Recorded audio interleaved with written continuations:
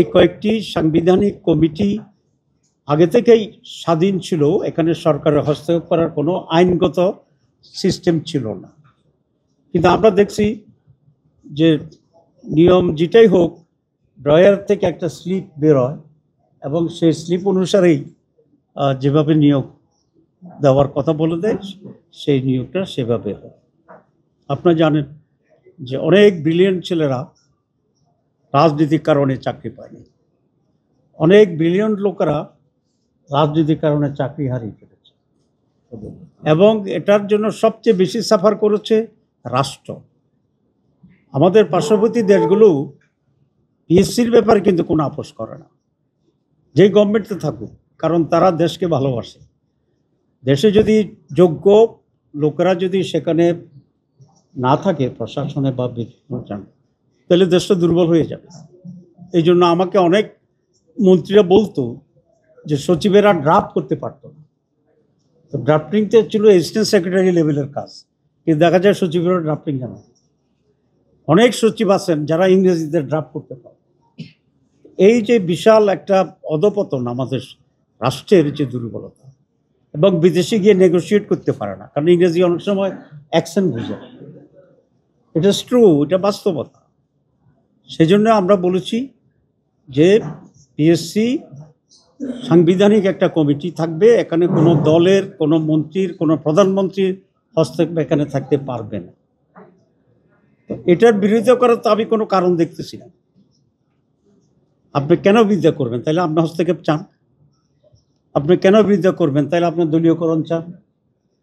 একটি দলের জন্য এটা সমস্যা হইতে পারে, যে দল মনে করে আমরা ক্ষমতায় গেলে আমরা কিছুটা বেনিফিট নেব, আর যদি মনে করে যে না, আমরা কোনো অবৈধ বেনিফিট নেব না, তাহলে এখানে মেরিটের বেসিসে নিরপেক্ষভাবে আমাদের দেশের যারা উচ্চ প্রশাসনে আছেন তাদের নিয়োগ হবে, এতে তো আপত্তির কোনো কারণ নেই।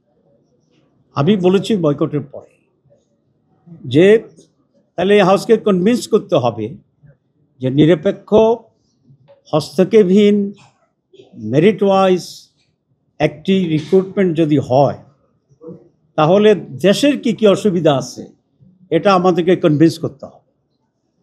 আমরা যদি মনে করি দেশের খুব অসুবিধা হয়ে যাবে, অবশ্যই সেটা আমরা করব না। আর যদি এটা হয় যে না, দেশের জন্য ভালো হবে কিন্তু কোনো একটি দলের জন্য খারাপ হতে পারে, তাহলে তো এটাকে জাতি এটা অ্যাকসেপ্ট করবে না, এবং এটা আমরা চাইও না।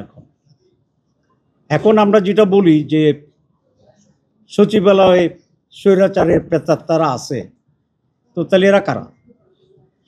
এরা হচ্ছে তারা যারা স্বৈরাচার মেরিটকে বাদ দিয়া স্লিপের মাধ্যমে, লিস্টের মাধ্যমে নিয়োগ করছে তারা। তো এরপরে যদি আমরা আবার সেই পদ্ধতিতেই নিয়োগ দেই, তাহলে এরপরে গভর্নমেন্টের সাথে বলবে যে ওর মুখের প্রেতাত্মা এখন ঘুরতেছে, তা আমরা কি সারাক্ষণ প্রেতাত্মার আওতায় থাকবো না? এই জন্য আমরা চাচ্ছি প্রেতাত্মাকে আমরা দূর করে দিই। এই জন্য দোয়া দুরুদ সূরা টুরা যা পড়া দরকার আমরা এই কমিশনে পড়ি প্রেতাত্মাকে দূর করিয়া, যাতে করে প্রেতাত্মাহীন একটি উন্নত সচিবালয়, উন্নত সরকারি কর্মকর্তা দেশকে ভালোবাসে, যোগ্যতার ভিত্তিতে আসবে, এটা নিশ্চিত করা দরকার। সেই জন্যে অধিকাংশ দল এই মতের পক্ষে চূড়ান্তভাবে একমত। বাংলাদেশের একমাত্র স্মার্ট সিটি বসুন্ধরা এখন আরো নিরাপদ, আধুনিকতায় আরো এক ধাপ এগিয়ে। যারা যে দ্বিমত পোষণ করছেন এটা করা যাবে না সংবিধানে, সেই দ্বিমতের সাথে একমত। আমি কারোর নাম বলতে চাচ্ছি না। তো সেই জন্য আমরা আজকে এটা খুব দ্ব্যর্থহীন ভাষায় বলতে চাই যে পিএসসি যেটা পাবলিক সার্ভিস কমিশন, এটা এখন আলোচনা হচ্ছে, এরপরে অন্যগুলো আলোচনা হবে। এটি অবশ্যই মেরিটের ভিত্তিতে সাংবিধানিক একটা বডি, সংবিধানের ভিত্তিতে এটা সেখানে সংবিধানিত হওয়া অত্যন্ত জরুরি। যারা সংবিধানে রাখতে চাচ্ছেন না তারা কিন্তু এটার প্রয়োজনীয়তার ব্যাপারে কিন্তু একদম নেগেটিভ না। স্বচ্ছতার ব্যাপারেও তারা বলছেন আমরা স্বচ্ছতা চাচ্ছি। তাহলে ডিফারেন্সটা কি? ডিফারেন্সটা হচ্ছে ওনারা বলছেন একটা ভালো প্রস্তাব, যুক্তি কিছুটা ওনাদের দৃষ্টিতে, সেটা হচ্ছে এটাকে আইন করে টাইট করা দরকার। আমরা এটা খুব চরমভাবে বিরোধিতা করেছি। আমরা বলছি সংবিধানের ভিতরে থাকতে হবে। ওনাদের যুক্তি হচ্ছে সংবিধানের ভিতরে যদি এটা চলে যায় তাহলে কোনো সময় যদি পরিবর্তন করতে হয় এটা পারা খুব কঠিন হবে, কারণ সংবিধান চেঞ্জ করা কঠিন। আমাদের যুক্তিটা হচ্ছে ঠিক এরকম, যেটা সংবিধানে রাখতে হবে যাতে করে যখন তখন এটা পরিবর্তন করা না যায়। কারণ আইনের মাধ্যমে যদি হয় এবং কোনো দলের যদি মেজরিটি থাকে তাহলে সকালে আইন করবে, বিকেলে আবার চেঞ্জ করবে, এই মাসে করবে, পরের মাসে আবার চেঞ্জ করবে, তাদের সুবিধা অনুসারে করতে পারে।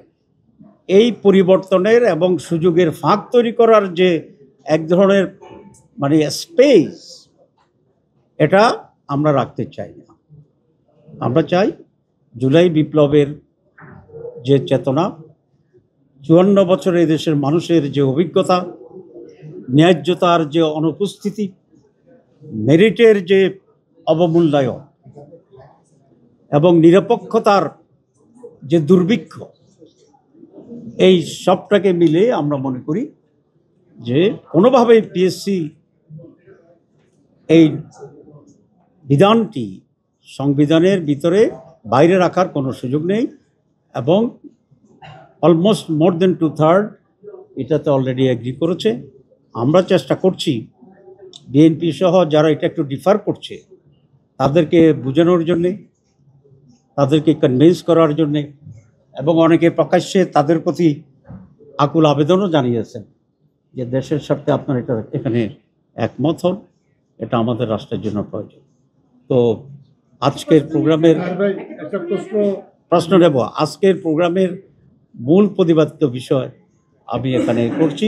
আমি বিএনপিকে ধন্যবাদ জানাতে চাই বাংলাদেশ জামাত ইসলামের পক্ষ থেকে, যে ওনারা ওয়াক আউট করলেও টোটালি প্রোগ্রাম বয়কট করেন নাই।